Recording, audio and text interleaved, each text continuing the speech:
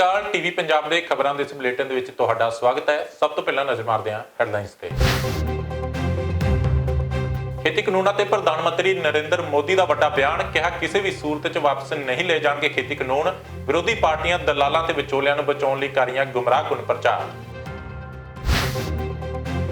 ਭਾਜਪਾ ਪ੍ਰਧਾਨ ਜੇਪੀ ਨੱਡਾ ਵੱਲੋਂ ਕਿਸਾਨਾਂ ਨੂੰ ਵਿਚੋਲੀਏ ਦੱਸਣ ਵਾਲੇ ਬਿਆਨ ਤੇ ਪੰਜਾਬ ਦੀ ਸਿਆਸਤ ਗਰਮਾਈ। ਸੁਖਪਾਲ ਖਹਿਰਾ ਨੇ ਨੱਡਾ ਦੇ ਬਿਆਨ ਨੂੰ ਦੱਸਿਆ ਸ਼ਰਮਨਾਕ, ਕਿਹਾ ਕਿਸਾਨਾਂ ਨੂੰ ਬੇਇੱਜ਼ਤ ਕਰ ਰਹੀ ਮੋਦੀ ਸਰਕਾਰ। ਸ਼੍ਰੋਮਣੀ ਅਕਾਲੀ ਦਲ ਨੇ ਕੀਤੀ ਨੱਡਾ ਦੇ ਬਿਆਨ ਦੀ ਨਿਖੇਧੀ। ਪਾਰਟੀ ਦੇ ਸੀਨੀਅਰ ਆਗੂ ਦਲਜੀਤ ਚੀਮਾ ਨੇ ਕਿਹਾ ਭਾਜਪਾ ਕਰ ਰਹੀ ਕਿਸਾਨਾਂ ਨੂੰ ਅਪਮਾਨਿਤ, ਬਿਨਾਂ ਸ਼ਰਤ ਮੁਆਫੀ ਮੰਗੇ ਮੋਦੀ ਸਰਕਾਰ। ਕਿਸਾਨਾਂ ਵੱਲੋਂ ਦਿੱਤੀ ਢਿੱਲ ਤੋਂ ਬਾਅਦ ਅੱਜ ਸੂਬੇ 'ਚ ਦੌੜੀਆਂ ਮਾਲ ਗੱਡੀਆਂ, ਪੈਸੇਂਜਰ ਟ੍ਰੇਨਾਂ ਤੇ ਅਜੇ ਵੀ ਰੋਕ। ਕਿਸਾਨਾਂ ਨੇ ਰੇਲਵੇ ਟਰੈਕ ਛੱਡ ਲਗਾਏ ਪਲੇਟਫਾਰਮਾਂ ਤੇ ਡੇਰੇ।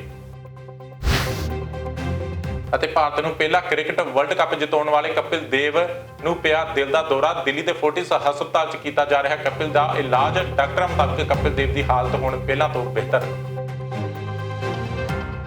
ਤੇ ਹੁਣ ਖਬਰਾਂ ਦਾ ਵਿਸਥਾਰ। ਕਿਸੇ ਵੀ ਸੂਰਤ ਵਿੱਚ ਧਾਰਾ 370 ਹਟਾਉਣ ਤੇ ਨਵੇਂ ਖੇਤੀ ਕਾਨੂੰਨਾਂ ਸੰਬੰਧੀ ਲਏ ਗਏ ਫੈਸਲੇ ਵਾਪਸ ਨਹੀਂ ਹੋਣਗੇ। ਇਹ ਕਹਿਣਾ ਹੈ ਦੇਸ਼ ਦੇ ਪ੍ਰਧਾਨ ਮੰਤਰੀ ਨਰਿੰਦਰ ਮੋਦੀ ਦਾ, ਜੋ ਬਿਹਾਰ ਵਿਖੇ ਇੱਕ ਚੋਣ ਰੈਲੀ ਨੂੰ ਸੰਬੋਧਨ ਕਰ ਰਹੇ ਸਨ। ਮੋਦੀ ਨੇ ਕਿਹਾ ਕਿ ਇਹਨਾਂ ਫੈਸਲਿਆਂ ਖਿਲਾਫ ਰੋਸ ਪ੍ਰਦਰਸ਼ਨ ਵਿਰੋਧੀ ਪਾਰਟੀਆਂ ਦੇ ਇਸ਼ਾਰੇ ਤੇ ਹੋ ਰਿਹਾ, ਜੋ ਦਲਾਲ ਤੇ ਵਿਚੋਲਿਆਂ ਨੂੰ ਬਚਾਉਣਾ ਚਾਹੁੰਦੀਆਂ ਨੇ। ਮੋਦੀ ਨੇ ਸਾਫ਼ ਤੌਰ ਤੇ ਕਿਹਾ ਕਿ ਦੇਸ਼ ਹਿੱਤ ਵਿੱਚ ਜੋ ਫੈਸਲੇ ਲਏ ਗਏ ਹਨ, ਉਹਨਾਂ ਤੋਂ ਪਿੱਛੇ ਨਹੀਂ ਹਟਿਆ ਜਾ ਸਕਦਾ।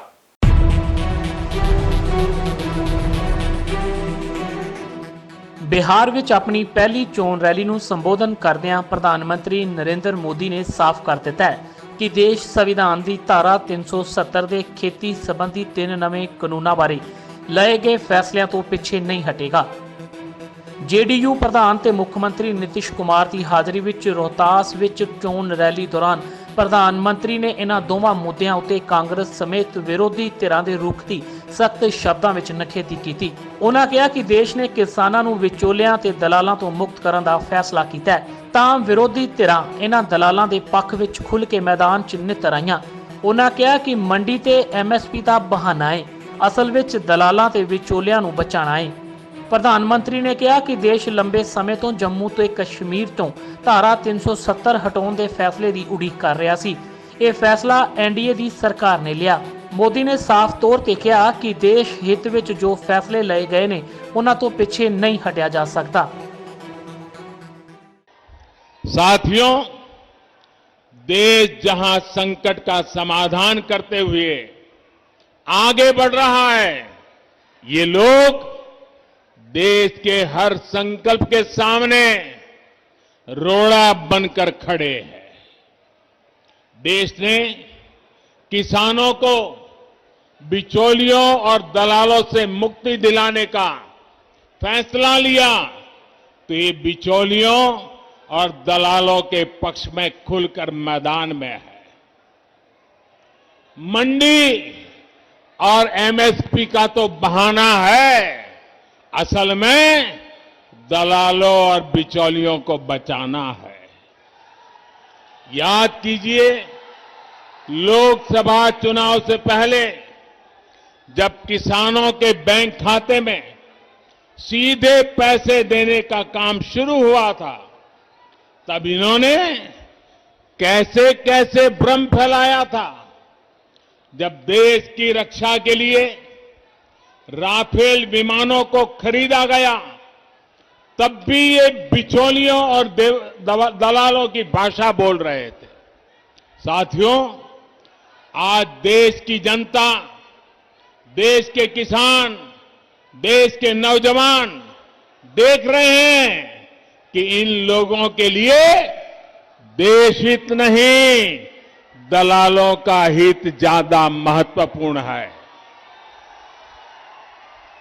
इसलिए जब जब बिचौलियों और दलालों पर चोट की जाती है, तब तब ये तिलमिला जाते हैं, बौखला जाते हैं। आज हालत ये हो गई है कि ये लोग भारत को कमजोर करने की साजिश रच रहे लोगों का साथ देने से भी नहीं हिचकिचाते। आप मुझे बताइए, जम्मू कश्मीर से आर्टिकल 370 हटने का इंतजार देश बरसों से कर रहा था या नहीं। ये फैसला हमने लिया, एनडीए की सरकार ने लिया, लेकिन आज ये लोग इस फैसले को पलटने की बात कर रहे हैं। ये कह रहे हैं कि सत्ता में आए तो आर्टिकल 370 फिर लागू कर देंगे। और इनका दुस्साहस देखिए, इतना कहने के बाद भी ये लोग बिहार के लोगों से वोट मांगने की हिम्मत दिखा रहे हैं। जो बिहार अपने बेटे बेटियों को सीमा पर देश की रखवाली के लिए भेजता है, क्या ये उसकी भावना का अपमान नहीं है? मैं जवानों और किसानों की भूमि बिहार से इन लोगों को एक बात एकदम स्पष्ट कहना चाहता हूं। ये लोग जिसकी चाहे मदद ले लें, देश अपने फैसलों से पीछे नहीं हटेगा। भारत अपने फैसलों से पीछे नहीं हटेगा। ਦੱਸ ਦਈਏ ਕਿ ਇਸ ਤੋਂ ਪਹਿਲਾਂ ਭਾਜਪਾ ਦੇ ਕੌਮੀ ਪ੍ਰਧਾਨ ਜੇਪੀ ਨੱਡਾ ਨੇ ਵੀ ਰੋਸ ਪ੍ਰਦਰਸ਼ਨ ਕਰ ਰਹੇ ਕਿਸਾਨਾਂ ਨੂੰ ਵਿਚੋਲੀਏ ਆਖਿਆ ਸੀ ਤੇ ਕਿਹਾ ਸੀ ਕਿ ਕਿਸਾਨ 3 ਨਵੇਂ ਖੇਤੀ ਕਾਨੂੰਨਾਂ ਤੋਂ ਬਹੁਤ ਖੁਸ਼ ਨੇ। ਜੋ ਲੋਕ ਪ੍ਰਦਰਸ਼ਨ ਕਰ ਰਹੇ ਨੇ ਉਹ ਵਿਚੋਲੀਏ ਨੇ। ਜੇਪੀ ਨੱਡਾ ਦੇ ਇਸ ਬਿਆਨ ਦੀ ਪੰਜਾਬ ਦੀਆਂ ਸਿਆਸੀ ਪਾਰਟੀਆਂ ਤੇ ਕਿਸਾਨ ਜਥੇਬੰਦੀਆਂ ਵੱਲੋਂ ਕਰੜੀ ਨਿਖੇਧੀ ਕੀਤੀ ਜਾ ਰਹੀ ਹੈ ਅਤੇ ਹੁਣ ਪ੍ਰਧਾਨ ਮੰਤਰੀ ਦੇ ਬਿਆਨ ਨੇ ਕਿਸਾਨਾਂ ਤੇ ਜ਼ਖਮਾਂ ਤੇ ਲੂਣ ਭੁੱਕਣ ਦਾ ਕੰਮ ਕੀਤਾ ਹੈ। ਭਾਜਪਾ ਪ੍ਰਧਾਨ ਜੇਪੀ ਨੱਡਾ ਵੱਲੋਂ ਕਿਸਾਨਾਂ ਨੂੰ ਵਿਚੋਲੀਏ ਦੱਸਣ ਵਾਲੇ ਬਿਆਨ ਤੇ ਪੰਜਾਬ ਦੀ ਸਿਆਸਤ ਗਰਮਾ ਗਈ ਹੈ। ਪੰਜਾਬ ਏਕਤਾ ਪਾਰਟੀ ਦੇ ਪ੍ਰਧਾਨ ਸੁਖਪਾਲ ਖਹਿਰਾ ਨੇ ਜੇਪੀ ਨੱਡਾ ਦੇ ਬਿਆਨ ਨੂੰ ਸ਼ਰਮਨਾਕ ਦੱਸਿਆ ਤੇ ਕਿਹਾ ਕਿ ਨੱਡਾ ਨੇ ਪੰਜਾਬ ਦੇ ਕਿਸਾਨਾਂ ਦੀ ਬੇਇੱਜ਼ਤੀ ਕੀਤੀ ਹੈ। ਖਹਿਰਾ ਮੁਤਾਬਕ ਕਿਸਾਨ ਆਪਣੇ ਹੱਕ ਲੈਣ ਲਈ ਦਿਨ ਰਾਤ ਸ਼ਾਂਤਮਈ ਤਰੀਕੇ ਨਾਲ ਸੰਘਰਸ਼ ਤੇ ਡਟੇ ਹੋਏ ਨੇ, ਪਰ ਭਾਜਪਾ ਉਹਨਾਂ ਦੇ ਜ਼ਖਮਾਂ ਤੇ ਲੂਣ ਛਿੜਕ ਕੇ ਉਹਨਾਂ ਨੂੰ ਭੜਕਾਉਣ ਦੀ ਕੋਸ਼ਿਸ਼ ਕਰ ਰਹੀ ਹੈ। ये किसान का आंदोलन नहीं है, ये बिचौलियों का आंदोलन है, समझो आप।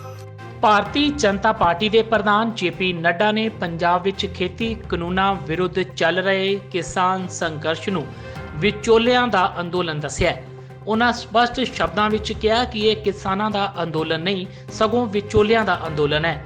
ਨੱਡਾ ਨੇ ਨਵੀਂ ਦਿੱਲੀ 'ਚ ਪਾਰਟੀ ਮੁੱਖ ਦਫ਼ਤਰ 'ਚ ਦਿੱਲੀ ਦੇ ਕਿਸਾਨਾਂ ਨੂੰ ਸੰਬੋਧਨ ਕਰਦਿਆਂ ਕਿਹਾ ਕਿ ਪੰਜਾਬ ਦੀਆਂ ਮੰਡੀਆਂ ਵਿੱਚ ਕਿਸਾਨ ਆਪਣਾ ਆੜਤੀ ਤੱਕ ਨਹੀਂ ਬਦਲ ਸਕਦਾ। ਅਜਿਹੀ ਗੁਲਾਮੀ ਵਾਲੀ ਹਾਲਤ ਕਰ ਰੱਖੀ ਸੀ। ਪ੍ਰਧਾਨ ਮੰਤਰੀ ਨੇ ਅਜਿਹੀਆਂ ਸਾਰੀਆਂ ਪਾਬੰਦੀਆਂ ਤੋਂ ਕਿਸਾਨਾਂ ਨੂੰ ਆਜ਼ਾਦ ਕੀਤਾ ਹੈ। ਨੱਡਾ ਮੁਤਾਬਕ ਪੰਜਾਬ ਵਿੱਚ ਅੰਦੋਲਨ ਕਰਨ ਵਾਲੇ ਕਿਸਾਨ ਨਹੀਂ, ਸਗੋਂ ਵਿਚੋਲੀਏ ਨੇ, ਜਿਨ੍ਹਾਂ ਨੂੰ ਸਰਕਾਰ ਦਾ ਇਹ ਵਧੀਆ ਫੈਸਲਾ ਵੀ ਰਾਸ ਨਹੀਂ ਆ ਰਿਹਾ। ये किसान का आंदोलन नहीं है, ये बिचौलियों का आंदोलन है, समझो आप। पंजाब में तो किसान की चार जी, मेरे को आप करेक्ट कर देना, गलती बोलूंगा तो मुझे रोक देना। कि पंजाब और चुप साहब आप भी, आप क्या सच्चाई नहीं है कि आपके यहां मंडी में आप अपना आरती भी नहीं बदल सकते? जिस आरती के पास आपका सामान जाता है उसी को बेचना पड़ेगा और किसी को आप नहीं बेच सकते हो। ये गुलामी की हालत खड़ी कर रखी थी, जिसको मोदी जी ने आजाद कर दिया। इसको हमको समझना चाहिए, ये है आजादी। ਨੱਡਾ ਦੇ ਇਸ ਬਿਆਨ ਦੀ ਪੰਜਾਬ ਏਕਤਾ ਪਾਰਟੀ ਦੇ ਪ੍ਰਧਾਨ ਸੁਖਪਾਲ ਸਿੰਘ ਖਹਿਰਾ ਨੇ ਕਰੜੀ ਨਿਖੇਧੀ ਕੀਤੀ ਹੈ। ਸੁਖਪਾਲ ਖਹਿਰਾ ਮੁਤਾਬਕ ਨੱਡਾ ਨੇ ਇਸ ਬਿਆਨ ਨਾਲ ਸੰਘਰਸ਼ ਕਰ ਰਹੇ ਕਿਸਾਨਾਂ ਨੂੰ ਬੇਇੱਜ਼ਤ ਕੀਤਾ ਹੈ। ਉਹਨਾਂ ਕਿਹਾ ਕਿ ਕਿਸਾਨਾਂ ਦੇ ਅੰਦੋਲਨ ਨੂੰ ਹਰ ਵਰਗ ਦਾ ਸਮਰਥਨ ਮਿਲ ਰਿਹਾ ਹੈ, ਪਰ ਭਾਜਪਾ ਉਹਨਾਂ ਦੇ ਜ਼ਖਮਾਂ ਤੇ ਲੂਣ ਛਿੜਕ ਰਹੀ ਹੈ।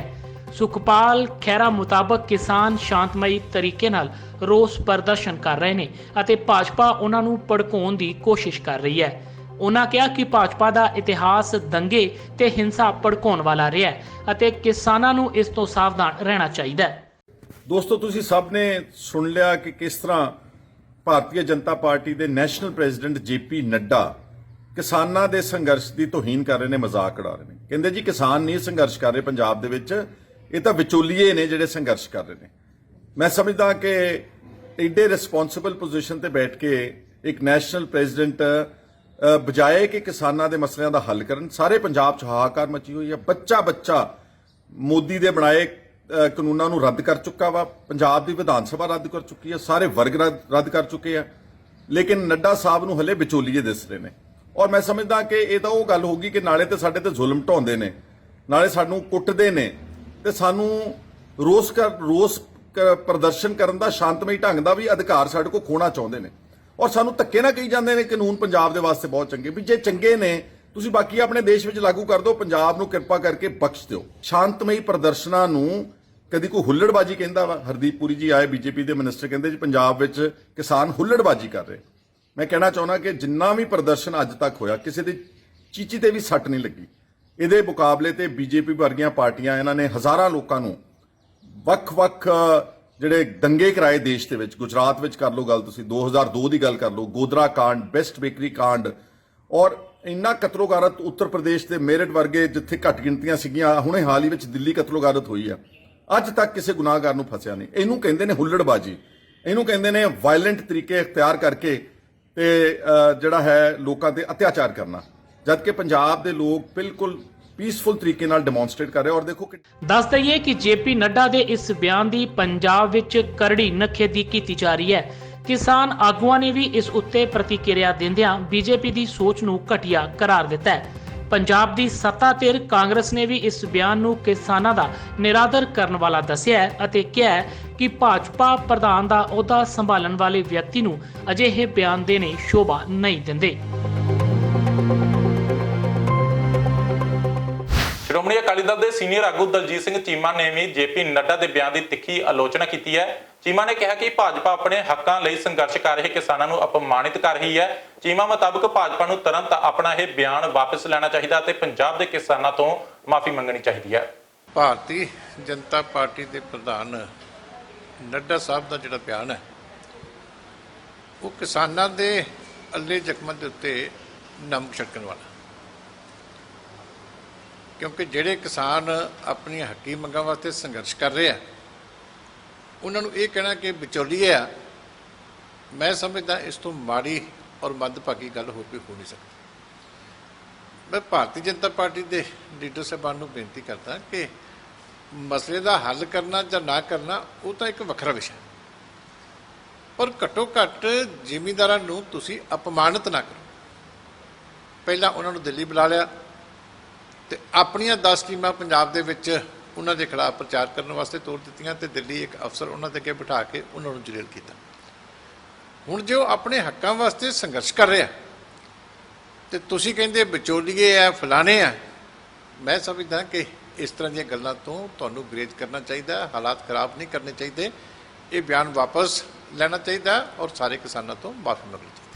ਪੰਜਾਬ ਦੇ ਕਿਸਾਨਾਂ ਲਈ ਨਵੇਂ ਖੇਤੀ ਕਾਨੂੰਨ ਵਾਪਸ ਕਰਵਾਉਣੇ ਕਿੰਨੀ ਅਹਿਮੀਅਤ ਰੱਖਦੇ ਨੇ, ਇਸ ਦੀ ਇੱਕ ਮਿਸਾਲ ਸੰਗਰੂਰ ਦੇ ਭਵਾਨੀਗੜ੍ਹ ਤੋਂ ਸਾਹਮਣੇ ਆਈ ਹੈ, ਜਿੱਥੇ ਇੱਕ ਨੌਜਵਾਨ ਨੇ ਵਿਆਹ ਮੌਕੇ ਬਰਾਤ ਕਿਸਾਨ ਸੰਘਰਸ਼ ਦੇ ਪ੍ਰਤੀਕ ਝੰਡੇ ਲੈ ਕੇ ਪਹੁੰਚੀ ਅਤੇ ਕੇਂਦਰ ਸਰਕਾਰ ਖਿਲਾਫ ਨਾਅਰੇਬਾਜ਼ੀ ਕੀਤੀ। ਕਿਸਾਨ ਆਗੂਆਂ ਦਾ ਕਹਿਣਾ ਸੀ ਕਿ ਉਹ ਆਪਣੇ ਪਰਿਵਾਰਕ ਸਮਾਗਮਾਂ ਵਿੱਚ ਵੀ ਝੰਡੇ ਲੈ ਕੇ ਪਹੁੰਚ ਰਹੇ ਨੇ ਤਾਂ ਕਿ ਇਹ ਸੰਘਰਸ਼ ਕਿਸੇ ਵੇਲੇ ਵੀ ਕਮਜ਼ੋਰ ਨਜ਼ਰ ਨਾ ਆਵੇ। ਉਹਨਾਂ ਕਿਹਾ ਕਿ ਜਿੰਨੀ ਦੇਰ ਤੱਕ ਕੇਂਦਰ ਸਰਕਾਰ ਆਪਣੇ ਕਾਲੇ ਕਾਨੂੰਨ ਵਾਪਸ ਨਹੀਂ ਲੈਂਦੀ, ਉਹ ਹਰ ਪੱਧਰ ਤੇ ਆਪਣਾ ਵਿਰੋਧ ਦਰਜ ਕਰਵਾਉਂਦੇ ਰਹਿਣਗੇ।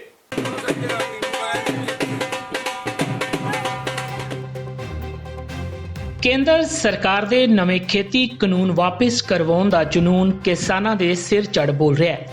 ਪੰਜਾਬ ਦੇ ਕਿਸਾਨ ਕਰੀਬ 1 ਮਹੀਨੇ ਤੋਂ ਇਨ੍ਹਾਂ ਕਾਲੇ ਕਾਨੂੰਨਾਂ ਖਿਲਾਫ ਡਟੇ ਹੋਏ ਨੇ ਅਤੇ ਲਗਾਤਾਰ ਵਿਰੋਧ ਪ੍ਰਦਰਸ਼ਨ ਕਰ ਰਹੇ ਨੇ।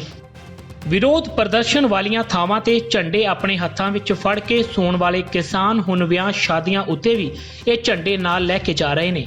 ਇਸ ਦੀ ਇੱਕ ਮਿਸਾਲ ਸੰਗਰੂਰ ਦੇ ਭਵਾਨੀਗੜ੍ਹ ਤੋਂ ਸਾਹਮਣੇ ਆਈ, ਜਿੱਥੇ ਇੱਕ ਨੌਜਵਾਨ ਦੇ ਵਿਆਹ ਮੌਕੇ ਬਰਾਤੀ ਆਪਣੇ ਹੱਥਾਂ ਵਿੱਚ ਕਿਸਾਨ ਸੰਘਰਸ਼ ਦੇ ਝੰਡੇ ਲੈ ਕੇ ਪਹੁੰਚੇ। ਭਾਰਤੀ ਕਿਸਾਨ ਯੂਨੀਅਨ ਏਕਤਾ ਉਗਰਾਹਾ ਦੇ ਬਲਾਕ ਭਵਾਨੀਗੜ੍ਹ ਦੇ ਆਗੂ ਹਰਜਿੰਦਰ ਸਿੰਘ ਨੇ ਦੱਸਿਆ ਕਿ ਉਹ ਹਰ ਪ੍ਰੋਗਰਾਮ ਵਿੱਚ ਜਥੇਬੰਦੀ ਦੇ ਝੰਡੇ ਲੈ ਕੇ ਪਹੁੰਚ ਰਹੇ ਨੇ। ਵਿਆਹ ਵਿੱਚ ਵੀ ਪੂਰੀ ਬਰਾਤ ਵੱਲੋਂ ਕਿਸਾਨ ਸੰਘਰਸ਼ ਦੇ ਪ੍ਰਤੀਕ ਝੰਡੇ ਲਹਿਰਾਏ ਗਏ ਅਤੇ ਕੇਂਦਰ ਸਰਕਾਰ ਖਿਲਾਫ ਨਾਅਰੇਬਾਜ਼ੀ ਕੀਤੀ ਗਈ। ਕਿਸਾਨ ਆਗੂਆਂ ਮੁਤਾਬਕ ਸਰਕਾਰ ਉਹਨਾਂ ਨਾਲ ਮਾੜੀ ਕਰ ਰਹੀ ਹੈ। ਇਕਜੁੱਟਤਾ ਨਾਲ ਕਾਲੇ ਕਾਨੂੰਨਾਂ ਦਾ ਮੁਕਾਬਲਾ ਕਰਕੇ ਹੀ ਇਹ ਸੰਘਰਸ਼ ਜਿੱਤਿਆ ਜਾ ਸਕਦਾ ਹੈ। ਜਿਹੜੇ ਕਿਸਾਨ ਵਿਰੋਧੀ ਬਿੱਲ ਭਾਜਪਾ ਸਰਕਾਰ ਲੈ ਕੇ ਆਈ ਆ, ਉਸ ਕਰਕੇ ਅਸੀਂ ਉਹਦੇ ਵਿਆਹ ਦੇ ਵਿੱਚ ਵੀ ਉਹ ਨਾਅਰੇਬਾਜ਼ੀ ਕੀਤੀ ਹੈਗੀ ਵੀ ਜਿਹੜਾ ਇਹ, ਕਿਉਂਕਿ ਹਰ ਪ੍ਰੋਗਰਾਮ 'ਚ ਅਸੀਂ ਜਥੇਬੰਦੀ ਨੂੰ ਅੱਗੇ ਰੱਖ ਕੇ ਵੀ ਜਿਹੜਾ ਵੀ ਕੋਈ ਅਸੀਂ ਖੁਸ਼ੀ ਦਾ ਸਾਡਾ ਪ੍ਰੋਗਰਾਮ ਆ, ਅਸੀਂ ਜਥੇਬੰਦੀ ਦੇ ਝੰਡੇ ਲੈ ਕੇ ਗੱਡੀਆਂ ਤੇ ਉੱਪਰ ਲੈ ਕੇ ਜਾਵਾਂਗੇ। ਪਿਛਲੇ ਦਿਨੀ ਬਰਾਤ ਚੜੀ ਹੈਗੀ ਸਾਡੀ, ਉਹ ਅਸੀਂ ਫੋਟੋਆਂ ਵੀ ਅਸੀਂ ਵੀਡੀਓ ਵੀ ਬਣਾਈ ਹੈਗੀ। ਇਸ ਕਰਕੇ ਇਹ ਵੀ ਮੇਰਾ ਚਾਚੇ ਦਾ ਮੁੰਡੇ ਦੀ ਬਰਾਤ ਸੀਗੀ। ਅਸੀਂ ਜਥੇਬੰਦੀ ਦਾ ਸਾਰਾ ਪ੍ਰਚਾਰ ਜਿਹੜਾ ਜਥੇਬੰਦੀ ਦਾ ਉਹ ਕੀਤਾ ਹੈਗਾ ਵੀ ਇਹ ਜਿਹੜਾ ਕਿਸਾਨ ਮਜ਼ਦੂਰ ਵਿਰੋਧੀ ਹੈਗੀ ਇਹ ਸਰਕਾਰ ਆ ਭਾਜਪਾ ਦੀ। ਇਸ ਕਰਕੇ ਸਾਰੇ ਲੋਕਾਂ ਨੂੰ ਇਹ ਸਾਥ ਦੇਣਾ ਚਾਹੀਦਾ ਵੱਧ ਤੋਂ ਵੱਧ, ਵੀ ਇਕੱਠੇ ਹੋ ਕੇ ਆਪਾਂ ਜਿਵੇਂ ਅੱਜ ਅਸੀਂ ਪਹਿਲਾਂ ਵੀ ਵੀਡੀਓ ਦੇਖ ਰਹੇ ਹਾਂ ਵੀ ਕਿਸਾਨਾਂ ਦੇ ਜਾਂ ਮਜ਼ਦੂਰਾਂ ਦੇ ਕਿਸੇ ਵੀ ਪਰਿਵਾਰ ਦੇ ਵਿੱਚ ਵਿਆਹ ਆਉਂਦਾ ਤਾਂ ਝੰਡੇ ਲੈ ਕੇ ਆਪਾਂ ਨਾਲ ਜਾਂਦੇ ਆਂਗੇ। ਇਸ ਕਰਕੇ ਅੱਜ ਇਹ ਝੰਡਾ ਜਿਹੜਾ ਆਪਣਾ ਕਿਸਾਨ ਜਥੇਬੰਦੀ ਦਾ ਇਹੀ ਆਪਣੀ ਰਾਖੀ ਕਰ ਸਕਦਾ ਹੈਗਾ, ਕਿਉਂਕਿ ਸਰਕਾਰ ਮਾੜੀ ਤੇ ਉੱਤਰੀ ਹੋਈ ਆ। ਪਿਛਲੇ 22 ਦਿਨਾਂ ਤੋਂ ਕਿਸਾਨ ਮਜ਼ਦੂਰ ਸਾਰੇ ਦੁਕਾਨਦਾਰ ਸੜਕਾਂ ਦੇ ਉੱਪਰ ਬੈਠੇ ਹੋਏ ਨੇ। ਦੱਸ ਦਈਏ ਕਿ ਪੰਜਾਬ ਦੇ ਸਿਰਫ ਕਿਸਾਨ ਹੀ ਨਹੀਂ ਸਗੋਂ ਬੱਚੇ, ਬਜ਼ੁਰਗ ਤੇ ਨੌਜਵਾਨ, ਵਪਾਰੀ ਤੇ ਗਾਇਕ ਵੀ ਕੇਂਦਰ ਦੇ ਖੇਤੀ ਕਾਨੂੰਨਾਂ ਦਾ ਵਿਰੋਧ ਕਰ ਰਹੇ ਨੇ। ਕਿਸਾਨ ਜਥੇਬੰਦੀਆਂ ਦੀ ਚੰਡੀਗੜ੍ਹ ਵਿੱਚ ਪਿਛਲੇ ਦਿਨ ਹੋਈ ਮੀਟਿੰਗ ਦੌਰਾਨ ਮਾਲ ਗੱਡੀਆਂ, ਰੇਲਵੇ ਟਰੈਕ ਖਾਲੀ ਕਰਨ ਦਾ ਫੈਸਲਾ ਲਿਆ ਗਿਆ, ਪਰ ਟੋਲ ਪਲਾਜ਼ਾ, ਰਿਲਾਇੰਸ ਦੇ ਸ਼ੋਰੂਮ ਤੇ ਪੈਟਰੋਲ ਪੰਪ ਅਤੇ ਭਾਜਪਾ ਦੇ ਲੀਡਰਾਂ ਦਾ ਘਿਰਾਓ ਲਗਾਤਾਰ ਜਾਰੀ ਹੈ। ਮੁੱਖ ਮੰਤਰੀ ਵੱਲੋਂ ਢੋਆ ਢੁਆਈ ਬਹਾਲ ਕਰਨ ਲਈ ਮਾਲ ਗੱਡੀਆਂ ਚਾਲੂ ਕਰਨ ਦੇ ਸੱਦੇ ਉੱਪਰ ਕਿਸਾਨ ਜਥੇਬੰਦੀਆਂ ਵੱਲੋਂ ਦਿੱਤੀ ਢਿੱਲ ਤੋਂ ਬਾਅਦ ਅੱਜ ਸਾਰੇ ਹੀ ਰੇਲਵੇ ਸੈਕਸ਼ਨਾਂ ਉੱਪਰ ਮਾਲ ਗੱਡੀਆਂ ਦੀ ਆਵਾਜਾਈ ਬਹਾਲ ਹੋ ਗਈ, ਪਰ ਮੁਸਾਫਰ ਗੱਡੀਆਂ ਨਾ ਚੱਲਣ ਦੇਣ ਦੇ ਫੈਸਲੇ ਕਾਰਨ ਨਿਗਰਾਨੀ ਲਈ ਕਿਸਾਨਾਂ ਨੇ ਰੇਲਵੇ ਪਲੇਟਫਾਰਮਾਂ ਉੱਪਰ ਡੇਰੇ ਲਗਾ ਲਏ ਨੇ। ਰੇਲਵੇ ਵਿਭਾਗ ਨੇ ਮਾਲ ਗੱਡੀਆਂ ਚਾਲੂ ਕਰ ਦਿੱਤੀਆਂ ਨੇ, ਜਦਕਿ ਪੰਜਾਬ, ਜੰਮੂ ਕਸ਼ਮੀਰ, ਹਿਮਾਚਲ ਤੇ ਚੰਡੀਗੜ੍ਹ ਨੂੰ ਜਾਣ ਵਾਲੀਆਂ ਮੁਸਾਫਰ ਗੱਡੀਆਂ ਅਜੇ ਵੀ ਬੰਦ ਨੇ। ਕਿਸਾਨ ਮਜ਼ਦੂਰ ਸੰਘਰਸ਼ ਕਮੇਟੀ ਵੱਲੋਂ ਫਿਰੋਜ਼ਪੁਰ ਵਿਖੇ ਲਗਾਇਆ ਪੱਕਾ ਧਰਨਾ ਮੁਲਤਵੀ ਕਰ ਦਿੱਤਾ ਗਿਆ, ਪਰ ਅੰਮ੍ਰਿਤਸਰ ਦਿੱਲੀ ਮਾਰਗ ਉੱਪਰ ਦੇਵੀਦਾਸਪੁਰਾ ਵਿਖੇ ਲਗਾਇਆ ਪੱਕਾ ਮੋਰਚਾ 29 ਅਕਤੂਬਰ ਤੱਕ ਜਾਰੀ ਰਹੇਗਾ। ਵੱਖ-ਵੱਖ ਕਿਸਾਨ ਆਗੂਆਂ ਤੋਂ ਇਕੱਤਰ ਸੂਚਨਾ ਅਨੁਸਾਰ ਪੰਜਾਬ 'ਚ ਲੱਗੇ ਸਾਰੇ ਟੋਲ ਪਲਾਜ਼ਿਆਂ ਉੱਪਰ ਧਰਨੇ ਜਾਰੀ ਹਨ ਤੇ ਬਿਨਾਂ ਫੀਸ ਦੇ ਵਾਹਨ ਲੰਘ ਰਹੇ ਨੇ। ਇਸੇ ਤਰ੍ਹਾਂ ਅੱਜ 100 ਤੋਂ ਵਧੇਰੇ ਰਿਲਾਇੰਸ ਤੇ ਏਸਾਰ ਤੇਲ ਪੰਪਾਂ ਦਾ ਘਿਰਾਓ ਵੀ ਜਾਰੀ ਰਿਹਾ ਤੇ ਇਥੋਂ ਤੇਲ ਵਿਕਰੀ ਪੂਰੀ ਤਰ੍ਹਾਂ ਠੱਪ ਰਹੀ। ਮੋਗੇ ਦੇ ਜਿਹੜਾ ਰੇਲਵੇ ਟਰੈਕ ਤੇ ਹੈ ਮੋਗੇ ਜ਼ਿਲ੍ਹੇ ਦਾ ਧਰਨਾ ਜਾਰੀ ਸੀ, ਪਰ ਅੱਜ ਜਿਹੜਾ ਪਤਾ ਲੱਗਿਆ ਕਿ ਮੋਦੀ ਦੇ ਗੋਦਾਮ ਦੇ, ਅਦਾਨੀ ਦੇ ਗੋਦਾਮ ਦੇ ਵਿੱਚ ਜਿਹੜੇ ਇੱਕ ਰੇਲ ਹੈ, ਉਹ ਟ੍ਰੇਨ ਆ, ਗੱਡੀ ਆਈ ਹੈ, ਇੱਥੋਂ ਮਾਲ ਆ ਜਿਹੜਾ ਉਹਨਾਂ ਨੇ ਲੋਡ ਕਰਕੇ ਅੱਗੇ ਜਾਣਾ ਸੀਗਾ। ਪਰ ਜਿਵੇਂ ਕਿ ਇਹ ਜਥੇਬੰਦੀਆਂ ਦਾ ਫੈਸਲਾ ਵੀ ਪੰਜਾਬ ਦੇ ਵਿੱਚ ਜਿਹੜੇ ਬਾਕੀ ਆ ਤਿਉਹਾਰਾਂ ਦੇ ਸੀਜ਼ਨ ਨੂੰ ਦੇਖਦੇ ਹੋਏ ਆ ਮਾਲ ਗੱਡੀਆਂ ਲੰਘਾਉਣ ਦਾ, ਸਰਕਾਰੀ ਮਾਲ ਗੱਡੀਆਂ ਜਿਹੜੀਆਂ ਉਹ ਲੰਘਾਉਣ ਦਾ ਫੈਸਲਾ ਕੀਤਾ ਗਿਆ। ਪਰ ਜਿਹੜੀਆਂ ਪ੍ਰਾਈਵੇਟ ਅਦਾਨੀ ਅੰਬਾਨੀ ਦੀਆਂ ਜਿਹੜੀਆਂ ਮਾਲ ਦੀਆਂ ਗੱਡੀਆਂ ਵਾ ਜਾਂ ਸਟੋਰਾਂ ਦੇ ਵਿੱਚੋਂ, ਸੈਲੋ ਦੇ ਵਿੱਚੋਂ ਜਿਹੜਾ ਮਾਲ ਕੱਢਣ ਵਾਲੀਆਂ ਗੱਡੀਆਂ, ਉਹਨਾਂ ਨੂੰ ਹਰਗਿਜ਼ ਵੀ ਆ ਜਥੇਬੰਦੀਆਂ ਦਾ ਫੈਸਲਾ ਕਿ ਇਹਨਾਂ ਨੂੰ ਲੰਘਣ ਨਹੀਂ ਦਿੱਤਾ ਜਾਊਗਾ। ਤੇ ਜਦੋਂ ਹੀ ਪਤਾ ਲੱਗਿਆ ਕਿ ਇਹ ਅਦਾਨੀ ਦੇ ਗੋਦਾਮ ਦੇ ਵਿੱਚ ਇੱਕ ਟ੍ਰੇਨ ਆਈ ਹੈ, ਇੱਥੋਂ ਮਾਲ ਸਟੋਰ ਕਰਕੇ ਅੱਗੇ ਲੈ ਕੇ ਜਾਣ ਦੀ ਗੱਲ ਸੀਗੀ, ਉਹਦੀਆਂ ਜਿਹੜੀਆਂ ਜਥੇਬੰਦੀਆਂ ਇੱਥੇ ਆਈਆਂ, ਇਹ ਜਿਹੜਾ ਗੋਦਾਮ ਹੈ ਉਹਨੂੰ ਰੋਕਣ ਦੀ ਕੋਸ਼ਿਸ਼ ਕੀਤੀ ਹੈ। ਹੁਣ ਪ੍ਰਸ਼ਾਸਨ ਨੇ ਜਿਹੜਾ ਭਰੋਸਾ ਦਿਵਾਇਆ ਕਿ ਇੱਥੋਂ ਮਾਲ ਹੈ ਜਿਹੜਾ ਉਹ ਨਹੀਂ ਲੋਡ ਕਰਕੇ ਲੈ ਕੇ ਜਾਇਆ ਜਾਊਗਾ, ਟ੍ਰੇਨ ਆ ਜਿਹੜੀ ਉਹ ਅੰਦਰ ਹੀ ਖੜੀ ਰਹੂਗੀ ਤੇ ਜਿਹੜਾ ਇੰਜਣ ਆ ਉਹਨੂੰ ਬਾਹਰ ਨਿਕਲਣ ਦਿੱਤਾ ਜਾਵੇ। ਸਾਡੀਆਂ ਕਿਸਾਨ ਜਥੇਬੰਦੀਆਂ ਨੇ ਚੰਡੀਗੜ੍ਹ ਕਿਸਾਨ ਭਵਨ ਦੇ ਵਿੱਚ ਜੋ ਮੀਟਿੰਗ ਕਰਕੇ ਫੈਸਲਾ ਕੀਤਾ ਹੈ, ਉਹਦੇ ਮੁਤਾਬਕ ਅਸੀਂ ਕੇਵਲ ਉਹ ਟ੍ਰੇਨਾਂ ਆਉਣ ਦੇਣੀਆਂ ਮਾਲ ਭਾੜੇ ਵਾਲੀਆਂ ਜਿਨ੍ਹਾਂ ਦੇ ਵਿੱਚ ਕਿਸਾਨੀ ਨਾਲ ਸੰਬੰਧਿਤ ਜਿਨਸਾਂ ਭਾਵ ਬਾਰਦਾਨਾ, ਖਾਦ ਜਾਂ ਕੋਈ ਹੋਰ ਪੈਸਟੀਸਾਈਡ ਵਗੈਰਾ ਆਉਣਗੀਆਂ, ਉਹਨਾਂ ਨੂੰ ਇਜਾਜ਼ਤ ਦਿੱਤੀ ਹੈ, ਨਾ ਕਿ ਅਡਾਨੀਆਂ ਅੰਬਾਨੀਆਂ ਦੇ ਪ੍ਰਾਈਵੇਟ ਗਰੁੱਪ ਨੂੰ। ਔਰ ਜੇ ਅਡਾਨੀਆਂ ਅੰਬਾਨੀਆਂ ਦਾ ਪ੍ਰਾਈਵੇਟ ਗਰੁੱਪ ਅੱਜ ਇਹਨਾਂ ਨੇ ਗਲਤੀ ਕੀਤੀ ਹੈ, ਇੱਥੋਂ ਨਿਕਲ ਨਹੀਂ ਦੇਵਾਂਗੇ, ਤੇ ਜੇ ਗਾਂਹ ਨੂੰ ਗਲਤੀ ਕਰਨਗੇ ਤੇ ਵੱਡੀ ਪੱਧਰ ਤੇ ਇਹਨਾਂ ਨੂੰ ਦੱਸ ਦਿਆਂਗੇ ਕਿ ਤੁਹਾਡਾ ਕੀ ਹਾਲ ਕਰਦੇ। ਭਾਰਤ ਨੂੰ ਕ੍ਰਿਕਟ ਵਿੱਚ ਪਲੇਠਾ ਵਿਸ਼ਵ ਕੱਪ ਜਿਤਾਉਣ ਵਾਲੀ ਟੀਮ ਦੇ ਕਪਤਾਨ ਕਪਿਲ ਦੇਵ ਨੂੰ ਛਾਤੀ ਵਿੱਚ ਦਰਦ ਦੀ ਸ਼ਿਕਾਇਤ ਮਗਰੋਂ ਫੋਰਟਿਸ ਹਸਪਤਾਲ ਵਿੱਚ ਦਾਖਲ ਕਰਵਾਇਆ ਗਿਆ, ਜਿੱਥੇ ਉਹਨਾਂ ਦੀ ਐਂਜੀਓਪਲਾਸਟੀ ਕੀਤੀ ਗਈ। ਹਸਪਤਾਲ ਦੇ ਸੂਤਰਾਂ ਮੁਤਾਬਕ ਕਪਿਲ ਦੇਵ ਨੂੰ ਅਗਲੇ 1-2 ਦਿਨਾਂ ਵਿੱਚ ਛੁੱਟੀ ਦੇ ਦਿੱਤੀ ਜਾਵੇਗੀ। ਸਾਬਕਾ ਕਪਤਾਨ ਨੇ ਵੀਰਵਾਰ ਨੂੰ ਬੇਚੈਨੀ ਦੀ ਸ਼ਿਕਾਇਤ ਕੀਤੀ ਸੀ, ਜਿਸ ਮਗਰੋਂ ਉਹਨਾਂ ਨੂੰ ਹਸਪਤਾਲ ਦਾਖਲ ਕਰਵਾਇਆ ਗਿਆ ਸੀ। ਮੌਜੂਦਾ ਸਮੇਂ ਉਹ ਡਾਕਟਰਾਂ ਦੀ ਨਿਗਰਾਨੀ ਹੇਠ ਨੇ। ਇਸ ਦੌਰਾਨ ਕ੍ਰਿਕਟ ਜਗਤ ਨਾਲ ਜੁੜੀਆਂ ਵੱਖ-ਵੱਖ ਸ਼ਖਸੀਅਤਾਂ ਨੇ ਸੁਨੇਹੇ ਭੇਜ ਕੇ ਕਪਿਲ ਦੇਵ ਦੇ ਜਲਦੀ ਸਿਹਤਯਾਬ ਹੋਣ ਦੀ ਦੁਆ ਕੀਤੀ ਹੈ। ਖੇਡ ਜਗਤ ਤੋਂ ਇੱਕ ਵੱਡੀ ਖਬਰ ਸਾਹਮਣੇ ਆਈ ਹੈ, ਜਿਸ ਤੋਂ ਖੇਡ ਪ੍ਰੇਮੀਆਂ ਨੂੰ ਧੱਕਾ ਲੱਗਿਆ। ਦਰਅਸਲ ਭਾਰਤ ਦੇ ਸਾਬਕਾ ਕ੍ਰਿਕਟ ਕਪਤਾਨ ਕਪਿਲ ਦੇਵ ਨੂੰ ਦਿਲ ਦਾ ਦੌਰਾ ਪਿਆ, ਜਿਸ ਤੋਂ ਬਾਅਦ ਉਹਨਾਂ ਨੂੰ ਦਿੱਲੀ ਦੇ ਇੱਕ ਹਸਪਤਾਲ ਵਿੱਚ ਦਾਖਲ ਕਰਵਾਇਆ ਗਿਆ। ਕਿਹਾ ਜਾ ਰਿਹਾ ਹੈ ਕਿ ਕਪਿਲ ਦੇਵ ਨੂੰ ਛਾਤੀ ਵਿੱਚ ਦਰਦ ਤੋਂ ਬਾਅਦ ਹਸਪਤਾਲ ਵਿੱਚ ਦਾਖਲ ਕਰਵਾਇਆ ਗਿਆ। ਹਾਰਟ ਵਿੱਚ ਬਲੌਕੇਜ ਕਾਰਨ ਉਹਨਾਂ ਦੀ ਐਂਜੀਓਪਲਾਸਟੀ ਹੋਈ ਹੈ। ਡਾਕਟਰਾਂ ਮੁਤਾਬਕ ਫਿਲਹਾਲ ਉਹ ਖਤਰੇ ਤੋਂ ਬਾਹਰ ਨੇ। ਜਿਵੇਂ ਹੀ ਕਪਿਲ ਦੇਵ ਦੇ ਬਾਰੇ ਇਹ ਖਬਰ ਮਿਲੀ, ਸੋਸ਼ਲ ਮੀਡੀਆ ਉੱਤੇ ਉਹਨਾਂ ਦੀ ਜਲਦੀ ਸਿਹਤਯਾਬੀ ਲਈ ਦੁਆਵਾਂ ਮੰਗੀਆਂ ਜਾਣ ਲੱਗੀਆਂ। ਕਪਿਲ ਦੇਵ ਨੇ ਆਪਣੀ ਕਪਤਾਨੀ ਹੇਠ ਭਾਰਤ ਨੂੰ ਪਹਿਲਾ ਵਨਡੇ ਵਿਸ਼ਵ ਕੱਪ ਜਿਤਾਇਆ ਸੀ। ਉਹਨਾਂ ਨੂੰ ਦੁਨੀਆ ਦੇ ਦਿੱਗਜ ਆਲਰਾਊਂਡਰਾਂ ਵਿੱਚ ਗਿਣਿਆ ਜਾਂਦਾ ਹੈ। ਭਾਰਤ ਦੇ ਸਾਬਕਾ ਕਪਤਾਨ ਅਤੇ ਕ੍ਰਿਕਟ ਦੀ ਦੁਨੀਆ ਦੇ ਸਰਬੋਤਮ ਆਲ-ਰਾਊਂਡਰ ਕਪਿਲ ਨੇ ਆਪਣੇ ਅੰਤਰਰਾਸ਼ਟਰੀ ਕੈਰੀਅਰ ਵਿੱਚ 131 ਟੈਸਟ ਅਤੇ 225 ਵਨਡੇ ਖੇਡੇ ਨੇ। ਉਹਨਾਂ ਨੇ ਟੈਸਟ ਵਿੱਚ 5248 ਦੌੜਾਂ ਅਤੇ 434 ਵਿਕਟਾਂ ਹਾਸਲ ਕੀਤੀਆਂ ਨੇ। ਆਪਣੇ ਵਨਡੇ ਕੈਰੀਅਰ ਵਿੱਚ ਉਹਨਾਂ ਨੇ 3783 ਦੌੜਾਂ ਬਣਾਈਆਂ ਅਤੇ 253 ਵਿਕਟਾਂ ਵੀ ਲਈਆਂ। ਕਪਿਲ ਦੇਵ ਨੇ ਆਪਣਾ ਆਖਰੀ ਅੰਤਰਰਾਸ਼ਟਰੀ ਮੈਚ 1994 ਵਿੱਚ ਵੈਸਟਇੰਡੀਜ਼ ਖਿਲਾਫ ਫਰੀਦਾਬਾਦ ਵਿੱਚ ਖੇਡਿਆ ਸੀ। ਪੰਜਾਬ ਦੇ ਖੇਡ ਮੰਤਰੀ ਰਾਣਾ ਗੁਰਮੀਤ ਸਿੰਘ ਸੋਢੀ ਨੇ ਅੱਜ ਪਟਿਆਲਾ ਨੇੜਲੇ ਪਿੰਡ ਸਿੱਧੂਵਾਲ ਵਿੱਚ ਬਣਨ ਵਾਲੀ ਖੇਡ ਯੂਨੀਵਰਸਿਟੀ ਦੀ ਨੀਂਹ ਪੱਥਰ ਸਮਾਗਮ ਦੀ ਵੀਡੀਓ ਕਾਨਫਰੰਸਿੰਗ ਰਾਹੀਂ ਪ੍ਰਧਾਨਗੀ ਕੀਤੀ। ਉਹਨਾਂ ਇਸ ਮੌਕੇ ਕਿਹਾ ਕਿ ਖੇਡ ਯੂਨੀਵਰਸਿਟੀ ਦਾ ਮੁੱਖ ਉਦੇਸ਼ ਪੰਜਾਬ ਵਿੱਚੋਂ ਚੰਗੇ ਖਿਡਾਰੀ ਪੈਦਾ ਕਰਨਾ ਹੈ। ਖੇਡ ਯੂਨੀਵਰਸਿਟੀ ਨੌਜਵਾਨਾਂ ਦੇ ਸਰੀਰ ਤੰਦਰੁਸਤ ਬਣਾਉਣ ਦੇ ਕੋਰਸ ਵੀ ਸ਼ੁਰੂ ਕਰੇਗੀ। ਇਸ ਮੌਕੇ ਪੱਤਰਕਾਰਾਂ ਨਾਲ ਗੱਲਬਾਤ ਦੌਰਾਨ ਉਹਨਾਂ ਪੰਜਾਬ ਵਿਧਾਨ ਸਭਾ 'ਚ ਪਾਸ ਕੀਤੇ ਗਏ ਖੇਤੀ ਬਿੱਲਾਂ ਨੂੰ ਸਹੀ ਠਹਿਰਾਉਂਦਿਆਂ ਕਿਹਾ ਕਿ ਵਿਰੋਧੀ ਧਿਰਾਂ ਜਾਣਬੁੱਝ ਕੇ ਸਰਕਾਰ ਖਿਲਾਫ ਬਿਆਨਬਾਜ਼ੀ ਕਰ ਰਹੀਆਂ ਨੇ। ਅਸੀਂ ਵਰਲਡ ਕਲਾਸ ਜਿਹੜਾ ਇਨਫਰਾਸਟ੍ਰਕਚਰ ਹੈ ਉਸ ਯੂਨੀਵਰਸਿਟੀ 'ਚ ਹੋਏਗਾ ਔਰ ਜਿਹੜੇ ਬਾਕੀ ਦੇ ਵੀ ਸਾਡੇ ਸਪੋਰਟਸ ਡਿਪਾਰਟਮੈਂਟ ਦੇ ਜਿਹੜੇ ਸਟੇਡੀਅਮਸ ਨੇ ਅਸੀਂ ਉਹਨਾਂ ਨੂੰ ਵੀ ਅਪਗ੍ਰੇਡ ਕਰਨ ਦੀ ਤਜਵੀਜ਼ ਬਣਾ ਰਹੇ ਹਾਂ ਔਰ ਉਮੀਦ ਹੈ ਕਿ ਉਹ ਵੀ ਤਜਵੀਜ਼ ਜਿਹੜੀ ਹੈ ਆਉਣ ਵਾਲੇ 6 ਮਹੀਨੇ ਦੇ ਵਿੱਚ ਤਜਵੀਜ਼ ਬਣ ਜਾਏਗੀ, ਫਿਰ ਉਹਦੇ ਤੇ ਕੰਮ ਵੀ ਸ਼ੁਰੂ ਹੋਵੇਗਾ ਕਿ ਆਉਣ ਵਾਲੇ 3-4 ਸਾਲ 'ਚ ਅਸੀਂ 70-75% ਕੰਮ ਕੰਪਲੀਟ ਕਰਨ ਦੀ ਉਮੀਦ ਰੱਖਦੇ ਹਾਂ। ਮੁੱਖ ਮੰਤਰੀ ਜੀ ਨੇ ਇਹ ਗੱਲ ਕੀਤੀ ਹੈ ਕਿ ਅਸੀਂ ਹਰ ਉਹ ਚੀਜ਼ ਕਰਨ ਨੂੰ ਤਿਆਰ ਹਾਂ ਜਿਹਦੇ ਵਿੱਚ ਕਿਸਾਨੀ ਦਾ ਫਾਇਦਾ ਹੋਏਗਾ। ਅਸੀਂ ਹਰ ਉਹ ਲੀਗਲ ਦਰਵਾਜ਼ਾ ਖੜਖਟਾਵਾਂਗੇ ਜੋ ਉੱਚੇ ਤੋਂ ਉੱਚਾ ਸੁਪਰੀਮ ਕੋਰਟ ਹੈ ਉਹਨਾਂ ਦੇ ਕੋਲ ਵੀ ਜਾਵਾਂਗੇ। ਵੱਡੇ ਜਿਹੜੇ ਕਾਨੂੰਨਦਾਨ ਨੇ ਉਹਨਾਂ ਦੀ ਮਦਦ ਲਵਾਂਗੇ, ਉਹਨਾਂ ਦਾ ਸਲਾਹ ਮਸ਼ਵਰਾ ਲੈ ਕੇ ਉੱਥੇ ਕੰਮ ਕਰਾਂਗੇ। ਉਹਨਾਂ ਦੀ ਕੋਈ ਜ਼ੁਬਾਨ ਹੀ ਹੈ ਨਹੀਂ, ਤੁਹਾਡੇ ਸਾਹਮਣੇ ਤਾਂ ਮੈਂ ਨਹੀਂ ਕਹਿ ਰਿਹਾ, ਪ੍ਰੈਸ ਨੇ ਦੇਖਿਆ ਉਹਨਾਂ ਨੂੰ ਸਾਡੇ ਨਾਲ ਜਾਂਦੇ ਆ ਗਵਰਨਰ ਹਾਊਸ 'ਚ। ਉਹ ਗਵਰਨਰ ਹਾਊਸ ਗਏ, ਅੰਦਰੋਂ ਬਿੱਲ ਪਾਸ ਕੀਤੇ, ਯੂਨੈਨਿਮਿਟੀ ਹੋਈ, ਬਾਹਰ ਆ ਕੇ ਕਹਿੰਦੇ ਨੇ ਜੀ ਵੀ ਇਹ ਤਾਂ ਧੋਖਾ ਹੈ।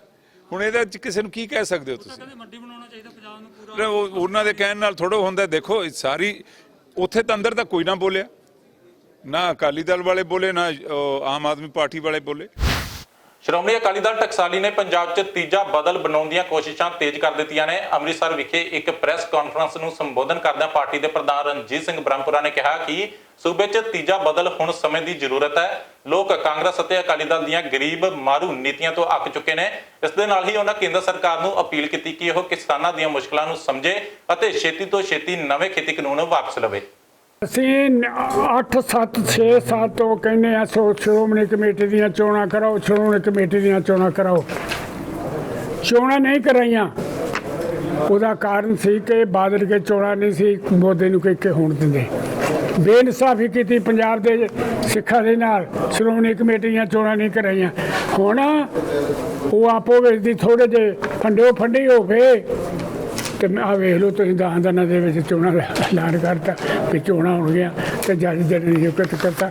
ਐਡੀ ਵੱਡੇ ਲੈਵਲ ਤੇ ਇੰਨੀ ਗਿਰਾਵਟ ਆ ਗਈ ਹੈ ਲੋਕਾਂ ਦੇ ਵਿੱਚ ਵੀ ਕਿੰਨਾ ਗਲਤ ਕੰਮ ਹੈ। ਹੁਣ ਐਡੀ ਛੇਤੀ ਕੀ ਪਈ ਸੀ ਤੇ ਪਹਿਲਾਂ ਕਿਉਂ ਨਹੀਂ ਕਰਾਈਆਂ? ਬਹੁਤ ਵੱਡਾ ਵਿਤਕਰਾ ਸਿੱਖਾਂ ਦੇ ਨਾਲ ਇਹਨਾਂ ਕੀਤਾ। 4 ਸਾਲ 5 ਸਾਲ ਚੋਣਾਂ ਨਹੀਂ ਇਹਨਾਂ ਨੇ ਕਰਵਾਈਆਂ। ਪਿੱਟਦੇ ਰਹੇ, ਰੋਂਦੇ ਰਹੇ, ਡੈਲੀਗੇਸ਼ਨ ਮਿਲਦੇ ਰਹੇ। ਸੋ ਇਸ ਕਰਕੇ ਭਰਾਓ ਅੱਜ ਪੰਜਾਬ ਦੀ ਜਨਤਾ ਬੱਚਾ ਜਿਹੜਾ ਅੱਜ ਇਹ ਸਰਕਾਰ ਤੋਂ ਦੁਖੀ ਆ ਔਰ ਅਸੀਂ ਚਾਹੁੰਦੇ ਹਾਂ ਕਿ ਆਉਣ ਵਾਲੀਆਂ ਜਿਹੜੀਆਂ ਵਿਧਾਨ ਸਭਾ ਦੀਆਂ ਚੋਣਾਂ ਉਹਨਾਂ ਦੇ ਵਿੱਚ ਇੱਕ ਤੀਜਾ ਫਰੰਟ, ਐਸਾ ਵੱਡਾ ਫਰੰਟ, ਮਜ਼ਬੂਤ ਫਰੰਟ ਬਣੇ ਕਿ ਇਹ ਜਿਹੜੇ ਲੁਟੇਰੇ ਲੋਕ ਨੇ, ਚੋਰ ਡਾਕੂ ਬਦਮਾਸ਼ ਜਿਨ੍ਹਾਂ ਨੇ ਸਾਰਾ ਧਨ ਪੰਜਾਬ ਦਾ ਲੁੱਟ ਕੇ ਖਾ ਲਿਆ, ਸਭ ਕੁਝ ਤੁਸੀਂ ਜਾਣਦੇ ਜੋ, ਇਹਨਾਂ ਨੂੰ ਲਾਂਭੇ ਕੀਤਾ ਜਾਵੇ ਤੇ ਇੱਕ ਨਵੇਂ ਲੋਕਾਂ ਦੀ ਸਰਕਾਰ, ਚੰਗੇ ਲੋਕਾਂ ਦੀ ਸਰਕਾਰ ਜਿਹੜੀ ਆ ਉਹ ਪੰਜਾਬ ਦੇ ਵਿੱਚ ਲਿਆਂਦੀ ਜਾਵੇ। ਸੂਬੇ 'ਚ ਕਿਸਾਨਾਂ ਤੋਂ ਬਾਅਦ ਹੁਣ ਵਪਾਰੀ ਵੀ ਆਤਮ ਹੱਤਿਆ ਕਰਨ ਲਈ ਮਜਬੂਰ ਹੋ ਰਹੇ ਨੇ। ਅਜਿਹੀ ਹੀ ਇੱਕ ਮੰਦਭਾਗੀ ਘਟਨਾ ਬਠਿੰਡਾ ਤੋਂ ਸਾਹਮਣੇ ਆਈ ਹੈ, ਜਿੱਥੇ ਇੱਕ ਵਪਾਰੀ ਨੇ ਪਹਿਲਾਂ ਆਪਣੀ ਪਤਨੀ ਤੇ ਬੇਟੀ ਨੂੰ ਗੋਲੀ ਮਾਰੀ ਅਤੇ ਬਾਅਦ 'ਚ ਖੁਦ ਵੀ ਗੋਲੀ ਮਾਰ ਕੇ ਆਤਮ ਹੱਤਿਆ ਕਰ ਲਈ। ਘਟਨਾ ਸਥਾਨ ਤੋਂ ਪੁਲਿਸ ਨੂੰ ਇੱਕ ਸੁਸਾਈਡ ਨੋਟ ਮਿਲਿਆ, ਜਿਸ 'ਚ ਮੌਤ ਲਈ ਜ਼ਿੰਮੇਵਾਰ 9 ਲੋਕਾਂ ਦੇ ਨਾਮ ਲਿਖੇ ਗਏ ਨੇ। ਪੁਲਿਸ ਨੇ ਮਾਮਲਾ ਦਰਜ ਕਰਕੇ ਘਟਨਾ ਦੀ ਜਾਂਚ ਸ਼ੁਰੂ ਕਰ ਦਿੱਤੀ ਹੈ। ਇਹ ਤਸਵੀਰਾਂ ਬਠਿੰਡਾ ਦੇ ਪੌਸ਼ ਇਲਾਕੇ ਗ੍ਰੀਨ ਸਿਟੀ ਦੀਆਂ ਨੇ, ਜਿੱਥੇ ਇੱਕ ਵਪਾਰੀ ਨੇ ਵਪਾਰ 'ਚ ਘਾਟੇ ਤੋਂ ਦੁਖੀ ਹੋ ਕੇ ਪਰਿਵਾਰ ਦੇ 3 ਜੀਆਂ ਨੂੰ ਗੋਲੀ ਮਾਰ ਦਿੱਤੀ ਤੇ ਫਿਰ ਖੁਦ ਵੀ ਆਤਮ ਹੱਤਿਆ ਕਰ ਲਈ। ਵਪਾਰੀ ਦਵਿੰਦਰ ਗਰਗ ਦੀ ਉਮਰ 41 ਸਾਲ ਦੀ ਹੈ ਤੇ ਉਹ ਇੱਥੇ ਕਿਰਾਏ ਦੀ ਕੋਠੀ 'ਚ ਪਤਨੀ ਮੀਨਾ ਗਰਗ, ਬੇਟੇ ਆਰੁਸ਼ ਅਤੇ ਬੇਟੀ ਮੁਸਕਾਨ ਨਾਲ ਰਹਿ ਰਿਹਾ ਸੀ। ਗੋਲੀਆਂ ਚੱਲਣ ਦੀ ਆਵਾਜ਼ ਸੁਣ ਕੇ ਗਵਾਂਢੀ ਮੌਕੇ ਤੇ ਪਹੁੰਚੇ ਤਾਂ ਕਮਰੇ ਵਿੱਚ ਖੂਨ ਨਾਲ ਲਿਬੜੀਆਂ 4 ਲਾਸ਼ਾਂ ਪਈਆਂ ਹੋਈਆਂ ਸਨ। ਪੁਲਿਸ ਨੇ ਦਵਿੰਦਰ ਗਰਗ ਵੱਲੋਂ ਲਿਖਿਆ ਗਿਆ ਖੁਦਕੁਸ਼ੀ ਨੋਟ ਬਰਾਮਦ ਕੀਤਾ ਹੈ। ਜਾਣਕਾਰੀ ਮੁਤਾਬਕ ਦਵਿੰਦਰ ਗਰਗ ਆਨਲਾਈਨ ਟ੍ਰੇਡਿੰਗ ਦਾ ਕੰਮ ਕਰਦਾ ਸੀ। ਕਾਫੀ ਸਮਾਂ ਉਹ ਚਿੱਟ ਫੰਡ ਕੰਪਨੀ ਵਿੱਚ ਪੈਸਾ ਲਾਉਂਦਾ ਰਿਹਾ ਸੀ। ਵਪਾਰਕ ਹਲਕਿਆਂ ਵਿੱਚ ਉਸ ਦੀ ਨਾਮੀ ਵਪਾਰੀ ਵਜੋਂ ਪਹਿਚਾਣ ਸੀ। ਕੁਝ ਅਰਸਾ ਪਹਿਲਾਂ ਵਪਾਰ ਵਿੱਚ ਘਾਟਾ ਪੈਣ ਕਰਕੇ ਪੁਸ਼ਤੈਨੀ ਘਰ ਵੇਚਣ ਤੱਕ ਦੀ ਨੌਬਤ ਆ ਗਈ ਸੀ। ਉਹ ਹੁਣ ਪਰਿਵਾਰ ਸਮੇਤ ਗ੍ਰੀਨ ਸਿਟੀ ਫੇਜ਼ 2 ਦੀ ਕੋਠੀ ਨੰਬਰ 284 ਵਿੱਚ ਕਿਰਾਏ ਦੇ ਮਕਾਨ 'ਚ ਉੱਪਰਲੀ ਮੰਜ਼ਿਲ ਤੇ ਰਹਿੰਦਾ ਸੀ। ਲੋਕਾਂ ਵਿੱਚ ਵੀ ਚਰਚਾ ਹੈ ਕਿ ਦਵਿੰਦਰ ਗਰਗ ਅੰਤਾਂ ਦੇ ਕਰਜ਼ੇ ਅਤੇ ਕੰਮਕਾਰ ਨਾ ਚੱਲਣ ਤੋਂ ਬੇਹੱਦ ਪਰੇਸ਼ਾਨ ਰਹਿੰਦਾ ਸੀ। ਜਿਆਦਾ ਕਿਸੇ ਵੈਰੀ ਤੋਂ ਵੈਰੀ ਦੀ ਨਾ ਹੋਵੇ, ਕਿਸੇ ਦੀ ਵੀ ਨਾ ਹੋਵੇ। ਇਹ ਤਾਂ ਬਹੁਤ ਹੀ ਐਜੀ ਕੜੀ ਨਾ ਤਾਂ ਦੇਖੇ ਕੋਈ, ਨਾ ਕੋਈ ਕਿਸੇ ਦੇ ਸਾਹਮਣੇ ਆਵੇ। ਸਨ ਬਹੁਤ ਹੀ ਜਿੰਨੀ ਵੀ ਨਿੰਦਿਆ ਕੀਤੀ ਜਾਵੇ ਉਹ ਆਪਦਾ ਸੀ। ਕੋਈ ਔਖਾ ਸੌਖਾ ਦੱਸਦਾ ਕਿਸੇ ਨੂੰ ਹੋਰ ਕਰਦਾ, ਕਿਉਂ ਜੀ? ਤੇ ਕਦੇ ਉਹਨਾਂ ਨੇ ਵਿਚਾਰਿਆਂ ਨੇ ਜਵਾਕਾਂ ਨੇ ਕੀ ਦੇਖਿਆ, ਕੀ ਧਰਤੀ 'ਤੇ ਆਈ, ਕੀ ਦੇਖਿਆ, ਕੀ ਘਟਨਾ ਦੀ ਜਾਂਚ ਲਈ ਮੌਕੇ ਤੇ ਪਹੁੰਚੇ ਬਠਿੰਡਾ ਦੇ ਐਸਐਸਪੀ ਭੁਪਿੰਦਰਜੀਤ ਸਿੰਘ ਵਿਰਕ ਨੇ ਦੱਸਿਆ ਕਿ ਦਵਿੰਦਰ ਗਰਗ ਦੀ ਦੇਹ ਕੋਲੋਂ 8 ਪੰਨਿਆਂ ਦਾ ਖੁਦਕੁਸ਼ੀ ਨੋਟ ਮਿਲਿਆ, ਜਿਸ ਵਿੱਚ ਉਸ ਨੂੰ ਤੰਗ ਕਰਨ ਵਾਲੇ 9 ਵਿਅਕਤੀਆਂ ਦੇ ਨਾਂ ਲਿਖੇ ਹੋਏ ਨੇ। ਇਹਨਾਂ ਵਿੱਚੋਂ ਇੱਕ ਵਿਅਕਤੀ ਦਿੱਲੀ, ਕੁਝ ਬਠਿੰਡਾ ਜ਼ਿਲ੍ਹੇ ਅਤੇ ਕੁਝ ਸੂਬੇ ਦੇ ਹੋਰ ਜ਼ਿਲ੍ਹਿਆਂ ਨਾਲ ਸੰਬੰਧਿਤ ਨੇ। ਸੁਸਾਈਡ ਨੋਟ ਮਿਲਿਆ। ਸੁਸਾਈਡ ਨੋਟ ਦੇ ਵਿੱਚ 8-9 ਬੰਦਿਆਂ ਦਾ ਨਾਂ ਹੈਗਾ ਤੇ ਬੇਸਿਕਲੀ ਜੋ ਸੁਸਾਈਡ ਨੋਟ ਦੇ ਵਿੱਚ ਲਿਖਿਆ ਹੈਗਾ ਵੀ ਉਹਨਾਂ ਦਾ ਕੋਈ ਬਿਜ਼ਨਸ ਦਾ ਜੋ ਵੀ ਬਿਟਕੋਇਨ ਦਾ ਕੰਮ ਕਰਦੇ ਸੀਗੇ, ਉਹਦੇ 'ਚ ਇਹਨਾਂ ਦਾ ਕੋਈ ਸਰ ਕਿਸੇ ਸਿਆਸੀ ਲੀਡਰ ਦਾ ਵੀ ਨਾਮ ਹੈ?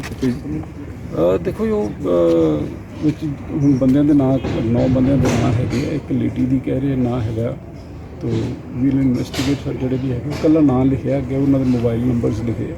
ਠੀਕ ਹੈ ਸਰ, ਦੇਖ ਲਾਂਗੇ ਕਿਹੜੇ ਕੀਤੀ ਜਾ ਰਹੀ ਹੈ ਜੀ। ਦੇਖੋ sir we are registering case, ਅਸੀਂ ਕੇਸ ਰਜਿਸਟਰ ਕਰ ਰਹੇ ਹਾਂ, ਪੂਰਾ ਇਨਵੈਸਟੀਗੇਟ ਕਰਕੇ ਲੌਜੀਕਲ ਕੰਕਲੂਜਨ। ਪੁਲਿਸ ਨੇ 4 ਜੀਆਂ ਦੀ ਲਾਸ਼ਾਂ ਨੂੰ ਪੋਸਟਮਾਰਟਮ ਲਈ ਭੇਜ ਦਿੱਤਾ ਹੈ ਅਤੇ ਖੁਦਕੁਸ਼ੀ ਲਈ ਮਜਬੂਰ ਕਰਨ ਵਾਲੇ ਲੋਕਾਂ ਦੀ ਭਾਲ ਆਰੰਭ ਕਰ ਦਿੱਤੀ ਹੈ। ਪੁਲਿਸ ਅਧਿਕਾਰੀਆਂ ਨੂੰ ਯਕੀਨ ਹੈ ਕਿ ਛੇਤੀ ਹੀ ਸਾਰੇ ਆਰੋਪੀਆਂ ਨੂੰ ਕਾਬੂ ਕਰ ਲਿਆ ਜਾਵੇਗਾ।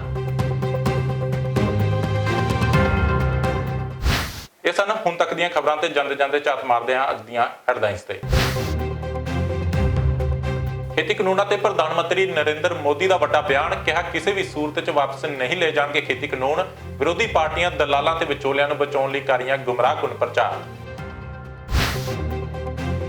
ਭਾਜਪਾ ਪ੍ਰਧਾਨ ਜੇਪੀ ਨੱਡਾ ਵੱਲੋਂ ਕਿਸਾਨਾਂ ਨੂੰ ਵਿਚੋਲੀਏ ਦੱਸਣ ਵਾਲੇ ਬਿਆਨ ਤੇ ਪੰਜਾਬ ਦੀ ਸਿਆਸਤ ਗਰਮਾਈ। ਸੁਖਪਾਲ ਖਹਿਰਾ ਨੇ ਨੱਡਾ ਦੇ ਬਿਆਨ ਨੂੰ ਦੱਸਿਆ ਸ਼ਰਮਨਾਕ, ਕਿਹਾ ਕਿਸਾਨਾਂ ਨੂੰ ਬੇਇੱਜ਼ਤ ਕਰ ਰਹੀ ਮੋਦੀ ਸਰਕਾਰ।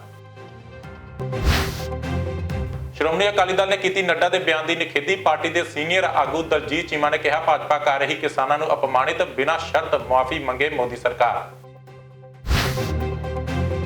ਕਿਸਾਨਾਂ ਵੱਲੋਂ ਦਿੱਤੀ ਢਿੱਲ ਤੋਂ ਬਾਅਦ ਅੱਜ ਸੂਬੇ 'ਚ ਦੌੜੀਆਂ ਮਾਲ ਗੱਡੀਆਂ, ਪੈਸੇਂਜਰ ਟ੍ਰੇਨਾਂ ਤੇ ਅਜੇ ਵੀ ਰੋਕ। ਕਿਸਾਨਾਂ ਨੇ ਰੇਲਵੇ ਟਰੈਕ ਛੱਡ ਲਗਾਏ ਪਲੇਟਫਾਰਮਾਂ ਤੇ ਡੇਰੇ।